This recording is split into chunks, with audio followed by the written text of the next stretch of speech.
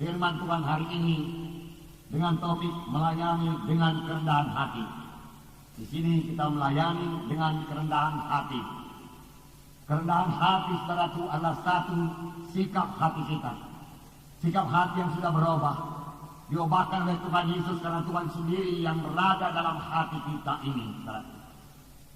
Orang yang rendah hati saudara itu mengenal kesanggupannya. Masih banyak kekurangan. Dan karena itu dia bersandar kepada Tuhan. Dan Tuhan tidak pernah mempermalukan orang yang berserah kepadanya.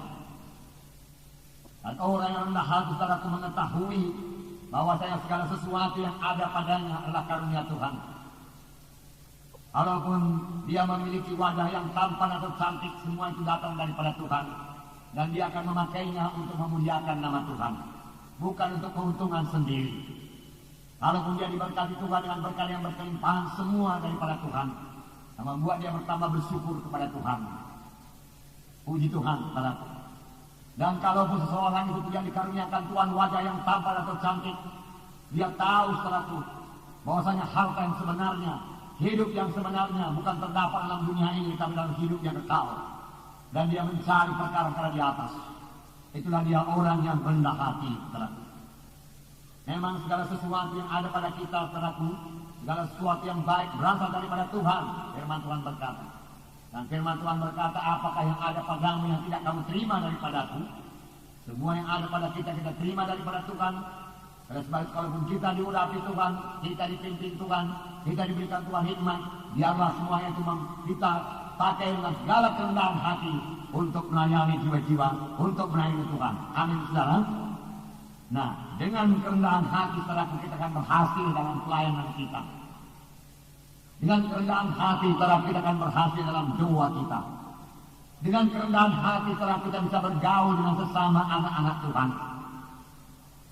Dan ini sangat perlu dalam kelompok sel.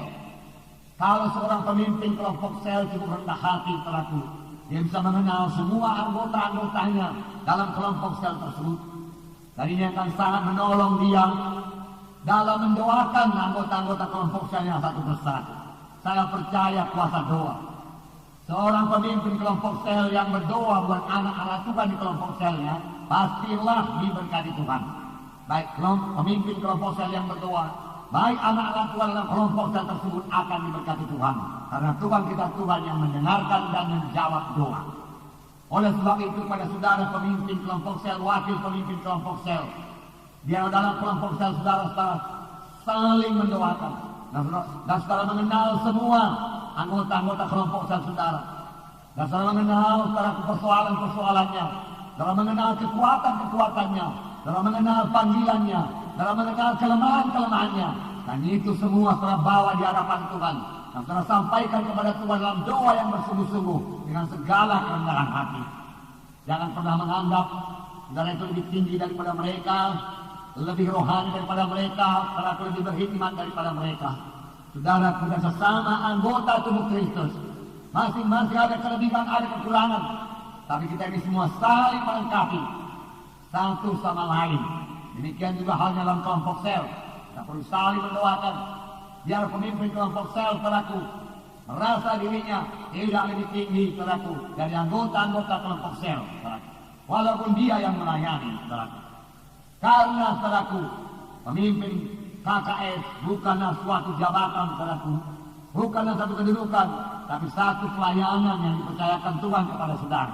Supaya pelayanan saudara boleh sampai kepada maksud Tuhan, supaya pelayanan saudara boleh berbuah, yaitu saudaraku kelompok saudara berbelah menjadi dua, dan kemudian datang jiwa-jiwa baru lagi yang saudara layani dia dengan mengenal dia, saudara dengan bersekutu dengan dia, sehingga dia kemudian menjadi murid. Semua ini terlaksanakan dengan rendah hati, maka kelompok saudara akan berhasil dan saudara memberi buah kepada Tuhan. Dengan kerendahan hati, saudaraku, kita lebih mudah menginjil, karena saudaraku, kita tidak akan merasa segan-segan untuk mendatangi rumah tangga yang di sekitar kelompok sel kita, karena kita sudah cukup rendah hati untuk datang kepadanya, mengabarkan Injil Tuhan kepadanya. Inilah berkat-berkat daripada rendah hati, saudaraku. Biar semua kita memiliki, saudaraku, kerendahan hati ini, saudaraku. Ini terjadi karena Yesus yang rendah hati tinggal dalam kita. Nanti akan kita bacakan ayat yang mengatakan, marilah kepadaku kamu sekalian yang letih lelah dan beban berat, aku memberi sentosa kepadamu. Belajarlah kepadaku, karena aku rendah hati dan lembut hati, maka kamu akan mendapat ketenangan. Maka kamu akan mendapat ketenangan bagi jiwamu, firman Tuhan berkata. Haleluya. Nah, saudaraku, murid-murid, saudaraku, ya, pada waktu mereka masih bersama-sama dengan Yesus, belum begitu dewasa, mereka masih mencari yang terbesar di antara mereka.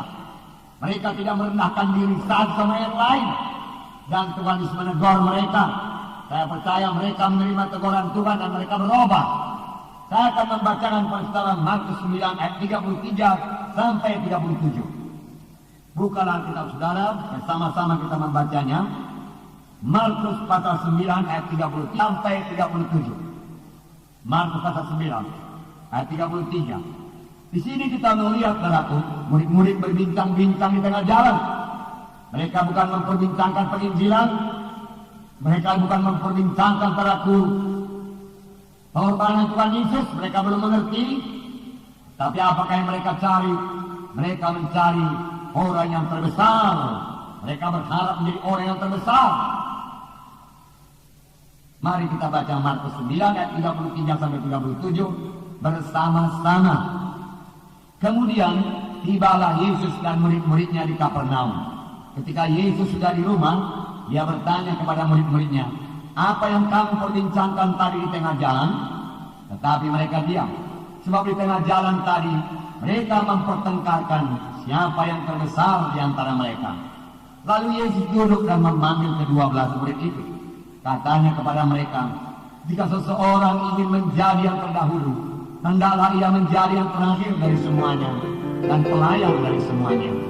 Maka Yesus mengambil seorang anak kecil dan menempatkannya di tengah-tengah mereka. Kemudian ia memeluk anak itu dan berkata kepada mereka, barang siapa menyambut seorang anak seperti ini dalam namaku, ia menyambut aku. Dan barang siapa menyambut aku, bukan aku yang disambutnya, tetapi dia yang mengutus aku. Sini saudaraku, sementara berjalan bersama-sama dengan Yesus, murid-murid mempertengkarkan siapa yang terbesar di antara mereka. Sampai di rumah, Tuhan Yesus bertanya kepada mereka, apa yang kamu perbincangkan tadi tengah jalan? Mereka diam karena mereka sadar, tidak malu. Mereka tahu bahwasanya yang mereka perbincangkan itu tidak layak. Surat tangis dalam kalau kita datang ke bawah kaki Tuhan, kita menjadi sadar akan kekurangan kita, kita menjadi sadar akan dosa kita. Dalam arti yang paling baik adalah kita bertobat. Demikian juga murid-murid ini, Yesus mengasihi murid-muridnya.